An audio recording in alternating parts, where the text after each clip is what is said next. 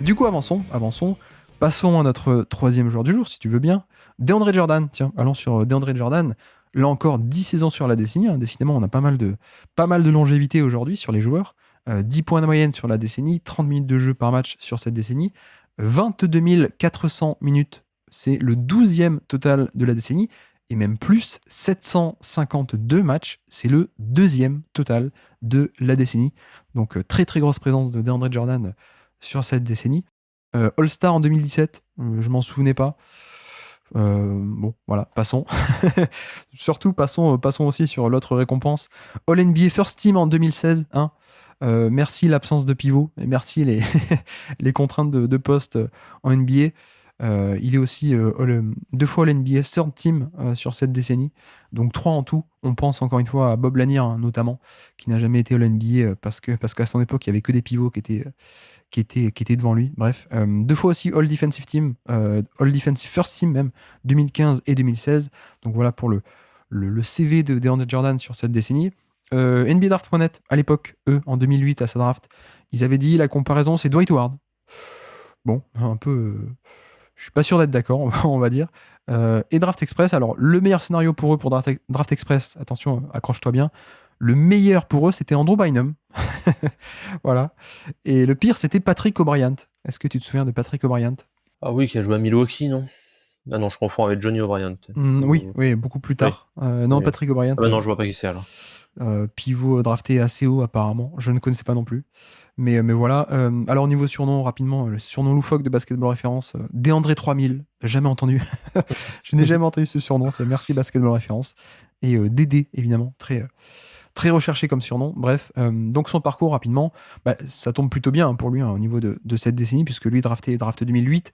Donc au début de notre décennie 2011, il a 22 ans et il commence un peu à avoir du vrai temps de jeu. 26 minutes par match dans cette équipe très jeune des Clippers, avec beaucoup de jeunes, des Blake Griffin, Eric Bledsoe, Aminou, etc. Eric Gordon aussi. Lui est 66 titularisations sur 80, il commence un peu à prendre sa place. 7 points de moyenne, cela dit. Pas de playoff. 2012, Chris Paul arrive, donc ça va mieux au niveau collectif. Lui, il est à 27 minutes de jeu par match titulaire, 7 points de moyenne toujours. Et en playoff, il bat Memphis et il tombe contre San Antonio au deuxième tour. 2013, c'est la revanche des Grizzlies qui éliminent les Clippers au premier tour. Lui est toujours à 24 minutes de jeu par match, donc pas non plus un temps de jeu énorme, 24 minutes de jeu par match à peine. Donc voilà, éliminé au premier tour par Memphis, la revanche. 2014, toujours avec Chris Paul et Blake Griffin, Lob City, et l'arrivée notamment de Doc Rivers, à noter. Et voilà, avec Doc Rivers, lui, il monte de 24 minutes de jeu par match à 35 minutes de jeu par match. Première saison avec un gros temps de jeu et une grosse présence, 10 points de moyenne. Et en playoff, ils éliminent les Warriors dans la série au premier tour, au cours duquel éclate l'affaire Donald Sterling. Et ensuite, ils se feront battre par OKC. On va pas revenir sur cette élimination un peu un peu controversée, on va dire, avec le match 5 à OKC. 2015, 34 minutes de jeu par match pour Jordan, 11 points de moyenne. Et en playoff, malheureusement, encore des échecs un peu retentissants, puisqu'ils battent les Spurs en premier tour. Les Spurs champions, ils se font éliminer avec le flotteur au buzzer, enfin pas au buzzer, le game winner flotteur de Chris Paul au match 7, série dantesque. Mais par contre, ça s'effondre contre Houston au deuxième tour. On connaît un peu l'histoire avec Josh Smith et Corey Brewer. Et puis ensuite, DeAndre Jordan, on est obligé d'en parler, été 2015, la fameuse free agency bizarre, la free agency avec les emojis sur Twitter, la bataille d'emojis, il signe à Dallas, mais en fait les Clippers arrivent à le convaincre de pas signer, il l'enferme dans sa chambre d'hôtel pour pas qu'il aille signer son contrat, bref, histoire rocambolesque, et finalement il reste aux Clippers. 2016 du coup, il est aux Clippers, 34 minutes de jeu par match, en playoff ça tombe contre Portland au premier tour, avec cela dit des blessures de Blake Griffin et Chris Paul en playoff. 2017, du coup, 32 minutes par match pour lui, toujours même histoire, 13 points de moyenne cette année-là. Il est All-Star d'ailleurs cette année-là. Et en playoff, ça a été éliminé contre Utah, le Utah de Joe Johnson, encore une fois avec des blessures de Chris Paul et DeAndre Jordan, malheureusement. 2018, toujours Clippers, sauf qu'il n'y a plus Chris Paul et il n'y a plus Blake Griffin qui est échangé à Détroit en cours d'année. Lui est toujours là, 31 minutes de jeu par match dans une équipe de jeunes qui malheureusement passera pas loin des playoffs mais ne fera pas les playoffs. Et puis, free agency, ça y est, cette fois il va à Dallas. pour le coup, pour de vrai il y va. Sauf que ça commence un peu à être la fin, notamment pour lui. Il y a un déclin physique qui s'opère de plus en plus. Luka Doncic est là, c'est sa saison rookie, mais lui, il fait une cinquantaine de matchs à peine à Dallas. On voit qu'il n'y a plus trop de jus dans le moteur. Il est échangé contre Porzingis en février. Du coup, il part à New York. Il fera une vingtaine de matchs à New York. Et puis, free agency à l'été 2019. Il signe en tant qu'agent de Kyrie Irving et Kevin Durant du côté des Nets. Sauf que le front office pense que il veut encore jouer, donc finalement il joue, il n'est pas que agent, mais j'exagère, mais effectivement on sent que c'est déjà bien fini au niveau sportif. Il fera 56 matchs dans une équipe où il y aura ni Irving ni Durant parce que les deux sont blessés. Bref, fin de saison un peu en autre boudin, on va dire, en tout cas plus du tout le même capital physique et le même impact. Bref, donc cas très intéressant, hein, pour te lancer sur son profil, beaucoup de longévité, mais finalement, comment est-ce qu'on évalue son profil dans ses meilleures années, Rafa? Ah bah, j'en sais rien. C'est vraiment très compliqué. Parce qu'en gros, il fait tout le temps la même chose. C'est vite fait pour le définir, quoi. C'est pas très compliqué comme profil de joueur. Et La question, c'est à quel point il a été bon dans ce profil-là, en fait. C'est ça la oui, grande question. voilà. Et à quel point aussi c'est beaucoup dû à Chris Paul ou pas. Euh, c'est- il faut quand même dire que c'est pas si facile d'être presque 10 ans, parce que c'est vrai que les 2 dernières saisons, on peut un peu les oublier, mais un pivot, je sais pas, comme rim runner, pour dire les choses un peu en simplifiant, être toujours plus ou moins au même niveau, être un joueur élite au cercle, parce que bon, il faisait pas des choses très compliquées, hein, c'est pas du jeu au poste, et voilà, pour récupérer et dunker. Euh, et avoir un impact défensif réel, même si un peu surestimé, je pense. Bon, le defensive first team, je sais pas, mais euh, ça reste une longévité qui est remarquable en soi. Euh, Ensuite, c'est pas le joueur le plus doué de la décennie, quoi, ça c'est sûr. Je sais pas, moi vraiment, je sais pas quoi en faire de DeAndre Jordan dans le classement, parce que malgré tout, il a été titulaire, il a joué 30 minutes par match dans une excellente équipe pendant presque 10 ans, donc c'est pas rien. Et en même temps, peut-être qu'il aurait fallu qu'il joue moins en playoff, par exemple. Mais après, c'est là où déjà on peut commencer un peu à nuancer, dans le sens où, tu vois, il commence à avoir un vrai temps de jeu assez important qu'en 2014. C'est Avant vrai. ça, il est autour de 25, 26, 27 minutes de jeu par match à peine. Titulaire, ok, mais pas un titulaire avec un gros temps de jeu, quoi, une vingtaine de minutes Hmm. de jeu à peine. Effectivement, il fait 14, 15, 16, 17 dans 4 ans dans une équipe compétitive. 18, il est encore là, mais l'équipe est beaucoup moins bonne. Et ensuite, 19-20, bon, voilà. 19, il est à Dallas, il fait plaisir à Doncic. Et 20, il est agent de joueur. Donc déjà, il y a cet échantillon de 10 ans qu'on peut réduire. Je pense un peu. On va dire que son top, ça a été 14, 15, 16, 17, grosso modo. 4-5 années, si on met 18, allez, 4-5 années de top. Mais après, c'est effectivement à quel point top, à quel point, quel était son niveau là sur cet échantillon-là. Enfin, qu'est-ce qu'il valait quoi finalement? Et l'attaque, tu l'as dit, hein, c'est une attaque hyper efficace évidemment, meilleur field goal percentage de NBA, ce qui prouve bien que c'est une stat à mettre à la poubelle, mais parce qu'il fait que du catch and finish et il fait que des dunks, voilà. Pas de jump shot, pas de passing, zéro création offensive, verticalité ok. D'ailleurs, il a toujours été sur ces années-là premier au niveau de le fameux rôle du rollman, l'intérieur qui plonge au panier sur des pick and roll. Donc, ok, il y a de la verticalité, mais c'était pas non plus, on va pas faire croire que c'était une arme qui pouvait être utilisée à volonté. Et d'ailleurs, on voit bien que c'est pas un truc implacable, il dépasse jamais ou quasiment jamais les 10 points par match. Donc, c'était pas non plus quelque chose que genre les Clippers pouvaient jouer encore et encore pour aller marquer des points, pour aller chercher des décalages. Non, c'était bien pour punir de temps en temps. Parfois, ça marchait. Après, il y a aussi une majorité du temps où tu pouvais pas l'utiliser à foison, à volonté, si on peut le formuler comme ça. Donc, il y a ce côté-là offensif où, bon, allez, on va dire catch and finish vertical, ok, pas beaucoup de plus, pas beaucoup plus. Après, la vraie question pour moi, et ce qui peut tout déterminer, c'est à quel point on évalue la défense. Et j'en ai aucune idée de comment est-ce qu'on doit le faire. Toi, tu avais l'air de dire un peu surestimé peut-être, et pas dans des standards des meilleurs défenseurs de NBA comme peuvent le suggérer des sélections All Defense, c'est ça? Oui, c'est ça, parce que il me semble que, bon, déjà, les stats, bon, à prendre avec des pincettes, mais les stats on-off ne montrent pas non plus, dépeignent pas le tableau de quelqu'un qui améliore de manière systématique et Ouais. extraordinaire la défense collective. Et puis, il faut bien quand même prendre en compte aussi la scalabilité, comme on dit, en playoff, qui fait qu'il y avait quand même un petit manque de mobilité, qui fait que DeAndre Jordan, il fallait parfois le sortir en playoff, quoi. Voilà. Quand tu faisais ton meilleur 5 à la fin d'un match, il aurait peut-être fallu, d'ailleurs, plus que ne l'a fait Doc Rivers, sortir DeAndre Jordan.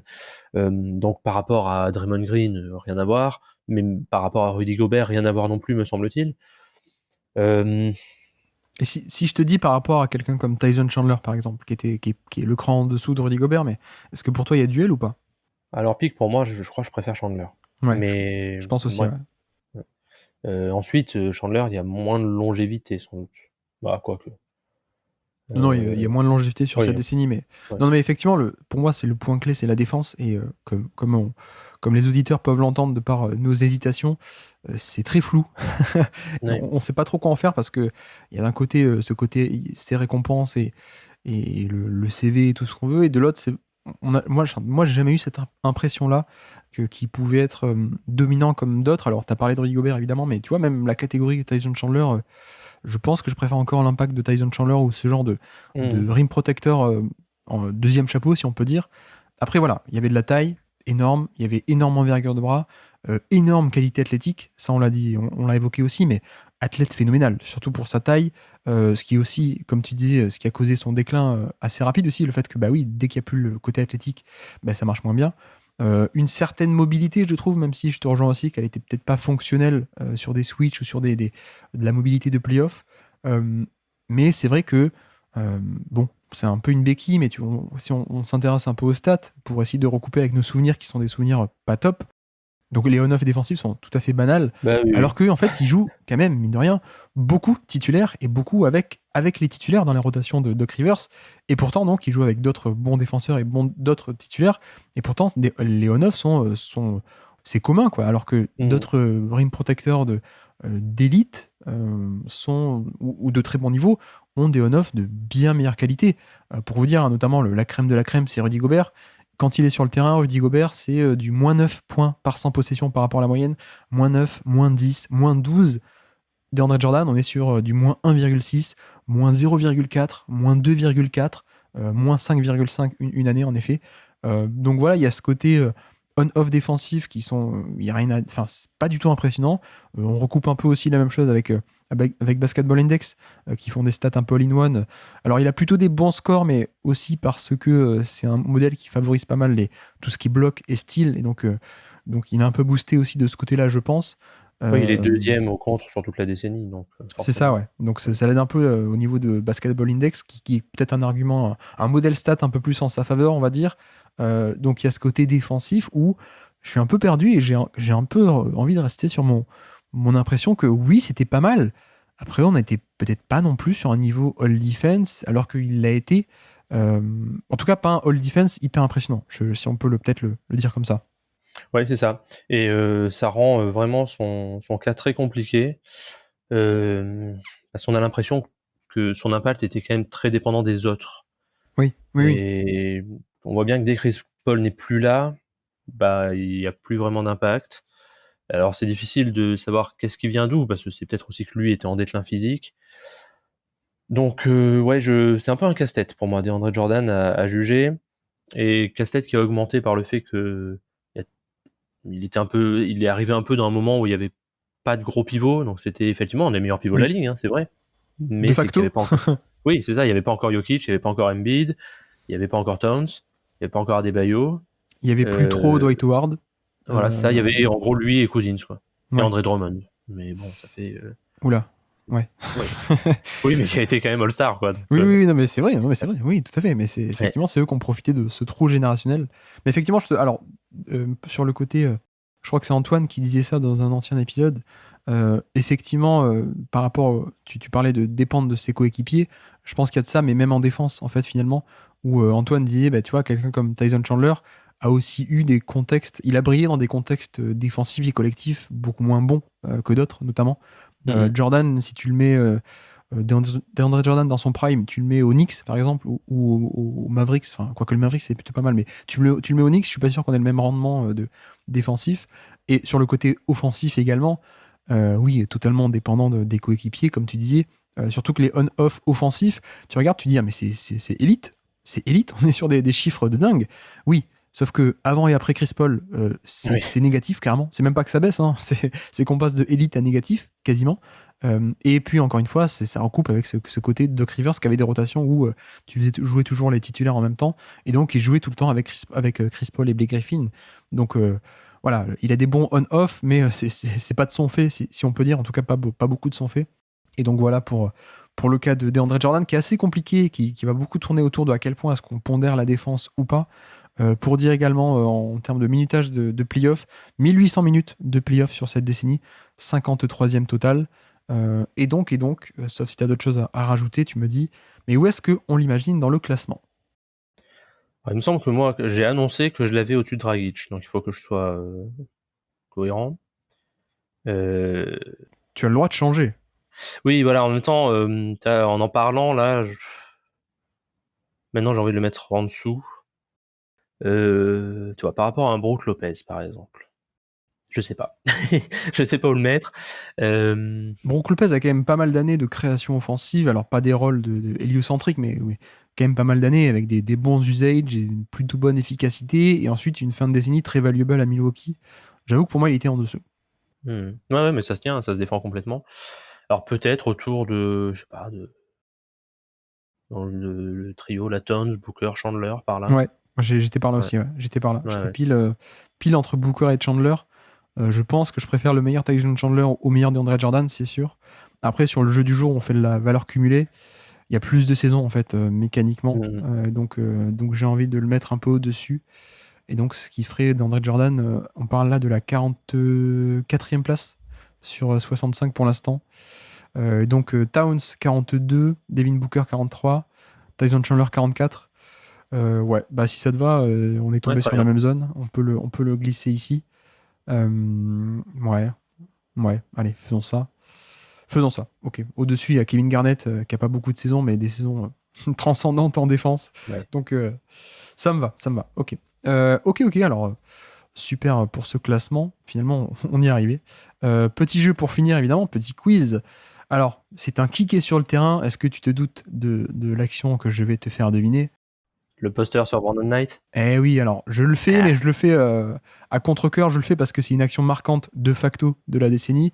J'avoue que moi, ça m'a jamais impressionné, hein. Surtout que la rotation défensive de Knight est absolument fabuleuse. Ça m'a jamais impressionné un mec aussi grand qui dunk sur un petit.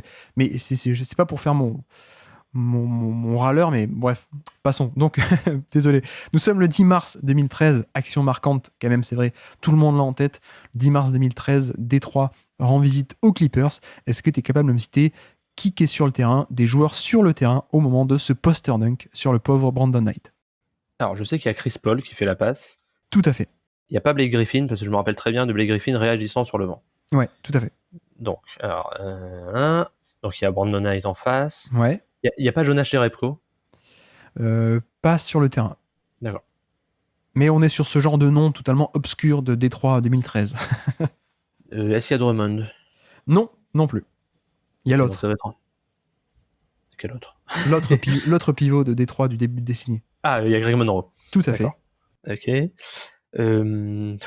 Bon, alors là, on va aller chercher les trucs un peu obscurs, mais est-ce qu'il y a Ron Nestucke, Will Bynum ou... Non, aucun des deux. On a un meneur, un autre Sean meneur Prince. d'ailleurs. Non, un autre meneur à côté de Brandon Knight. Un meneur espagnol. Ah, Calderon. Calderon est sur le terrain.